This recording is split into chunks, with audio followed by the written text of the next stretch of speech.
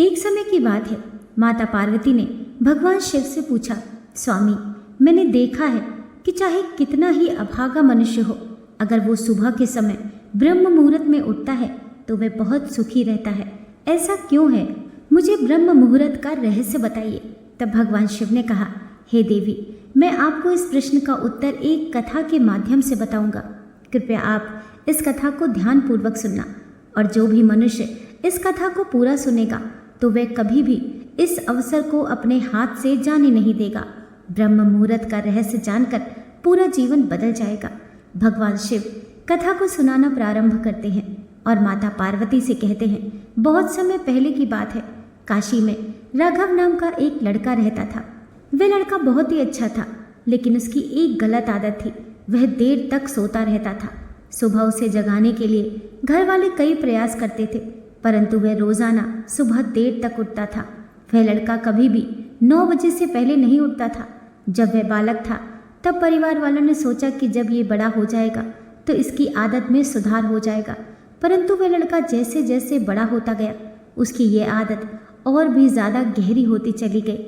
दुनिया इधर से उधर हो सकती थी, लेकिन वह लड़का कभी भी जल्दी नहीं उठ पाता था। उसके पिता उसकी इस आदत से बहुत ज़्यादा परेशान रहने लगे थे। उस लड़के को ढेरों नकारात्मक शक्तियों ने घेर लिया था। वह सभी को पलटकर जवाब देता था और दिन भर उदास रहता था। इसका असर उसके स्वास्थ्य पर भी पड़ रहा था।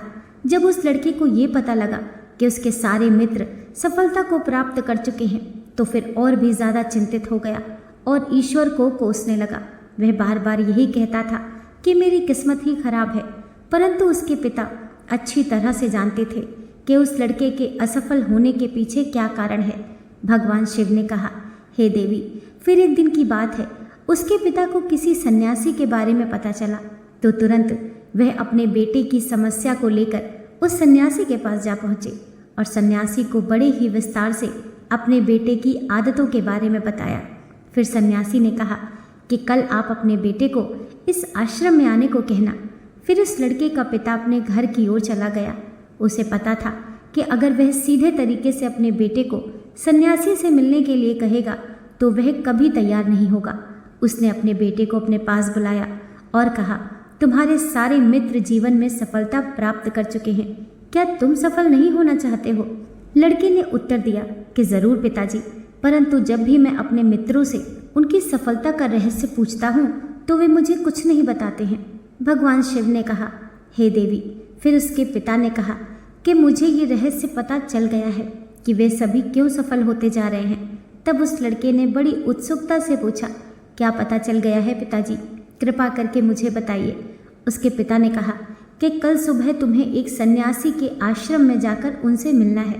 यदि तुम वहाँ पर समय से पहुँच गए तो वे सन्यासी तुम्हें ऐसा मंत्र बताएंगे जिससे तुम सफल हो जाओगे, परंतु एक समस्या है। लड़के ने पूछा, क्या समस्या है? पिता ने कहा, जब तक तुम सोकर उठोगे तब तक सन्यासी से मिलने का समय समाप्त हो जाता है। भगवान शिव ने कहा, हे देवी, फिर उस लड़के ने कहा कि पिताजी, मैं कल पूरी रात जागता रहूँगा और सुबह सन्यासी से मिलकर आऊँगा। उसके पिता ने कहा कि ठीक है, तुम वहाँ जाकर उस सन्यासी की आज्ञा को मानना। पिता की बात सुनकर वह लड़का बहुत अधिक खुश हुआ। जीवन में पहली बार रात्रि में वह जागता रहा, परंतु थोड़े ही समय में उसे नींद आ गई और वह सो गया। फिर अगली सुबह जब वह उठा तो उसे पता चला कि सन्यासी से मिलने का समय समाप्त हो चुका था। उसके पिता ने लड़के की तरफ देखा और कहा कि तुम जीवन में कभी सफल नहीं हो पाओगे, जाओ और जाकर सो जाओ। पिता की ये बात सुनकर उस लड़के को बहुत दुख हुआ। उसने मन ही मन स्वयं को चुनौती दी कि कल सुबह वह सन्यासी से मिलने अवश्य जाएगा। उसने अपने पैर में एक छोटा सा घाव बना लिया, जिससे दर्द के कारण उसे रात भर नींद नहीं आई। भगवान शिव ने कहा, हे देवी, ये ऐसा पहला अवसर था जब उसने अपने जीवन में पहली बार सूर्योदय देखा था। वह तुरंत ही तैयार होकर सन्यासी से मिलने के लिए चला गया। आज उसका अनुभव कुछ अलग ही था। वह बेहद शांत महसूस कर रहा था। चलते चलते वह लड़का जैसे ही सन्यासी के आश्रम में पहुंचा तो वहां पर उसने देखा कि सन्यासी और उसके सभी शिष्य ध्यान लगाकर बैठे हुए थे। भगवान शिव ने कहा, हे देवी, फिर जब ध्यान का समय समाप्त हुआ तब लड़का उस सन्यासी के पास पहुंचा और उन्हें प्रणाम करते हुए बोला कि आपके पास कोई ऐसा मंत्र है जिससे मैं सफल हो सकता हूँ? कृपा करके मुझे वह मंत्र बताइए। मैं भी अपने मित्रों के समान सफल होना चाहता हूँ और अच्छा जीवन जीना चाहता हूँ। भगवान शिव ने कहा, हे देवी। फिर सन्यासी मुस्कुराए और बोले, अच्छा तो तुम वही बालक हो। तुम्हारे पिताजी मुझसे मिलने आए थे और उन्होंने तुम्हारे विषय में मुझे सब कुछ बता दिया था। मैं तुम्हें वह मंत्र अवश्य बता देता, परंतु। अब लड़के ने जैसे ही परंतु शब्द सुना तो लड़का घबरा गया। उसने पूछा, परंतु क्या गुरुदेव? तब सन्यासी बोला, मैं तुम्हें वह मंत्र बताऊंगा, परंतु अगले 21 दिनों तक तुम्हें मेरी आज्ञा माननी होगी। मैं तुम्हें वह मंत्र 21 दिनों के बाद बताऊंगा। तब तक मैं तुमसे जो भी कार्य कहूँगा तुम्हें वह करना होगा। यदि तुम असफल हुए या कार्य के बीच से तुम्हारा संकल्प टूट गया तो उस मंत्र का असर नहीं होगा। दृढ़ निश्चय के साथ उस लड़के ने कहा कि मुझे आपकी सारी आज्ञा स्वीकार है। मैं अगले 21 दिनों के लिए आपका दास हूँ। आप जो भी कहेंगे वही कार्य करूँगा। मुझे केवल और केवल उस मंत्र के बारे में जानना है। भगवान शिव ने कहा, हे देवी। फिर सन्यासी ने उस लड़के से कहा कि ठीक है, कल से तुम्हारा कार्य शुरू होगा। तुम इसी आश्रम में निवास करोगे। वह लड़का आश्रम में निवास करने के लिए तैयार हो गया। सन्यासी ने कहा कि यहाँ रहते हुए तुम्हें ब्रह्म मुहूर्त में उठना होगा और दूसरे शिष्यों की तरह ध्यान और तप करना होगा। साथ ही आश्रम के कार्यों में भी सहायता करनी होगी। ध्यान रहे, ये संकल्प टूटना नहीं चाहिए। भगवान शिव ने कहा, हे देवी। अब लड़का सन्यासी की बात से सहमत हो गया। अगले दिन से उसके कार्य के दिन की शुरुआत थी। इस बार उसने दृढ़ निश्चय किया, परंतु 1 सप्ताह बीतने के पश्चात ही उसका संकल्प टूट गया और वह 8वें दिन देर तक सोता रहा। जब वह नींद से जागा तो उसने कहा कि मुझसे कितनी बड़ी भूल हो गई। वह रोते हुए सन्यासी के पास पहुंचा और कहने लगा कि हे गुरुदेव, मेरा संकल्प टूट गया। मैं जीवन में कभी सफल नहीं हो पाऊंगा। सन्यासी ने उसे समझाते हुए कहा कि एक बार फिर से शुरुआत करो, फिर से संकल्प करो। फिर लड़के ने सन्यासी से पूछा कि सुबह उठना इतना आवश्यक क्यों होता है और यहाँ पर सभी लोग इतनी जल्दी क्यों उठ जाते हैं। भगवान शिव ने कहा, हे देवी। तब सन्यासी ने लड़के को समझाते हुए कहा कि सुबह यानी ब्रह्म मुहूर्त में उठने के पीछे बहुत बड़ा विज्ञान छुपा हुआ है।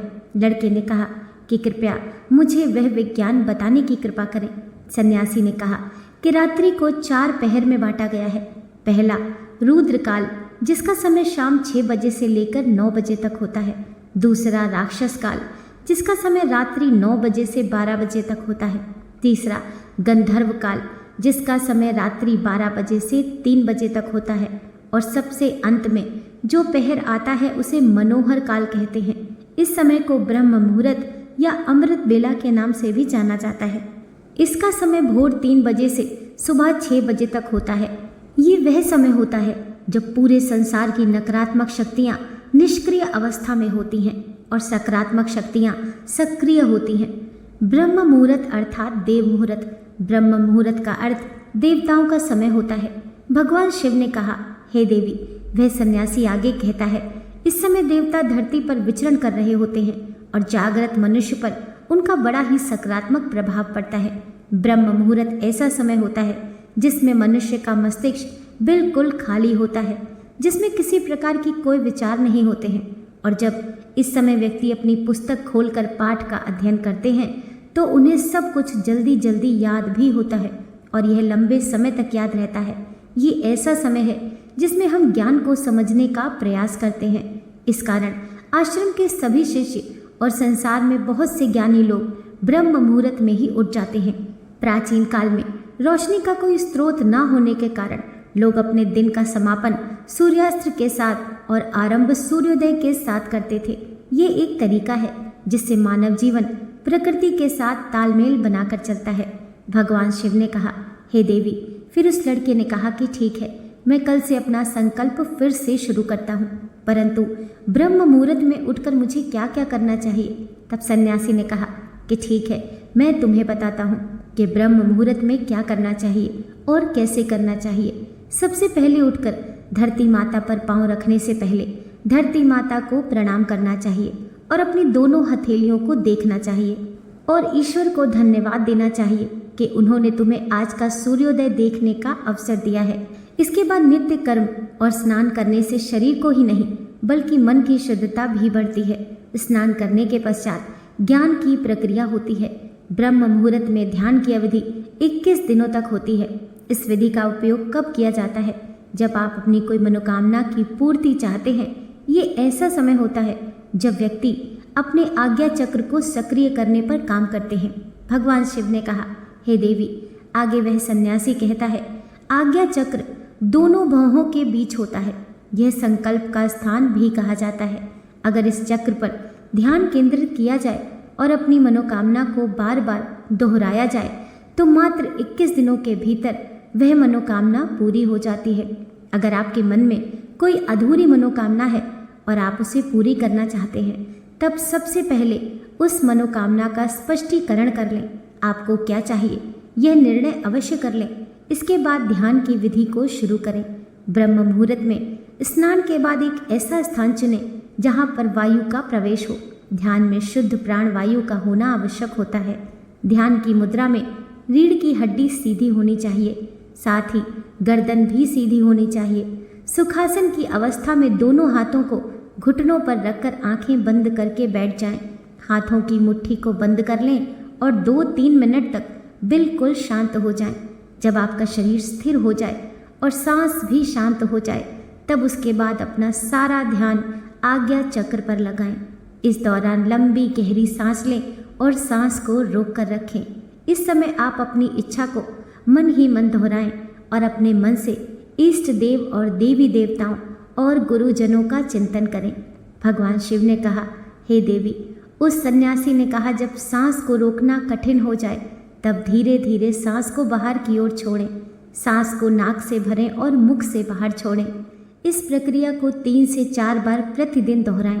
ऐसा प्रतिदिन करने से आपकी जो मनोकामना है वह अवचेतन मन तक अवश्य पहुंच जाएगी और इच्छा पूर्ति जल्दी हो जाएगी। आज्ञा चक्र सक्रिय होता है और हमारी आज्ञा को पूरा करता है। सांस को रोक कर रखने के दौरान शरीर में आपातकाल की स्थिति हो जाती है, जिससे कि आप बेकार की बातें सोचने और विचार करने से बचते हैं। ब्रह्म मुहूर्त के समय ईश्वर की विशेष कृपा होती है और कोई भी व्यक्ति अपनी मनोकामना को इस समय दोहराता है तो उसकी इच्छा जल्द से जल्द पूरी हो जाती है। भगवान शिव ने कहा, हे देवी, इस प्रकार सन्यासी ने उस लड़के को ब्रह्म मुहूर्त का महत्व बताया। अगले 21 दिनों तक उस लड़के ने बड़े ही मन के साथ इस प्रक्रिया को अपनाया। अब वह बहुत ही ज़्यादा अनुशासित और शांत स्वभाव का बन चुका था। उस लड़के ने जैसे ही अपना संकल्प पूरा कर लिया, उसके बाद वह लड़का बड़ी ही प्रसन्न भाव से सन्यासी के पास पहुंचा और कहने लगा, हे गुरुदेव, मैंने 21 दिनों का संकल्प पूरा कर लिया है। अब कृपया मुझे सफल होने का मंत्र बताइए। तब उस सन्यासी ने मुस्कुराते हुए कहा कि पिछले 21 दिनों से जो अभ्यास तुम करते हुए आ रहे हो वही तुम्हारी सफलता का मंत्र है। जो व्यक्ति ब्रह्म मुहूर्त में उठकर ध्यान प्रक्रिया को सही से करते हैं वे जीवन में कभी असफल नहीं हो सकते। तुम्हें ब्रह्म मुहूर्त का रहस्य पता चल चुका है। अब तुम इसे जीवन पर्यंत करो। तुम्हें जीवन के लक्ष्य और सफलता दोनों प्राप्त होंगे। उस लड़के ने सन्यासी को धन्यवाद किया और ब्रह्म मुहूर्त के नियमों का पालन जीवन पर्यंत तक करने का वादा भी किया। भगवान शिव ने कहा, हे देवी, अब तो आपको पता चल गया होगा कि ब्रह्म मुहूर्त क्या होता है। तब माता पार्वती ने कहा, हे स्वामी, अब मुझे ब्रह्म मुहूर्त का संपूर्ण ज्ञान हो गया है। इतना कहकर माता पार्वती ने भगवान शिव को प्रणाम किया। दोस्तों, आशा करती हूँ आज की कथा आपको ज़रूर पसंद आई होगी। वीडियो पसंद आई हो तो लाइक कीजिए, चैनल को सब्सक्राइब कीजिए। मिलते हैं नेक्स्ट वीडियो के साथ।